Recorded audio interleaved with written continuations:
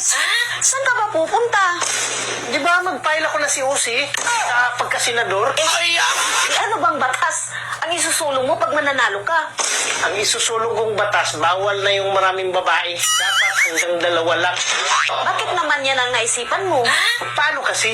Halos 100 babae nang nililigawan ko. Alam mo kung ano sabi sa akin? Kuya, may boyfriend na ako. Pero mo wala nang babae nga available ngayon. Lahat may nagmamayari na. Kaya ang swapang nila, kaya yan talaga yung susulong ko. Pag yan ang isulong mo, ako mismo ang unang magwiwilga. Hindi pa nga ako nakaupo, tutulan mo na yung panukala ko. Dapat pantay-pantay. Kung ilan sa lalaki, ganon din dapat sa mga babae. Ano bang ibig mo sabihin? Dapat ang isusulong mong batas kagaya sa size ng mga damit. Merong small, medium, large, XL na pwedeng isukat. Naghahanap ng large, extra large. Ang liit mong babae. Kaya mo kaya? Sumakay ka pa. Sa small, medium, large, XL. O, alin dyan ang naisukat mo na? Small pa lang.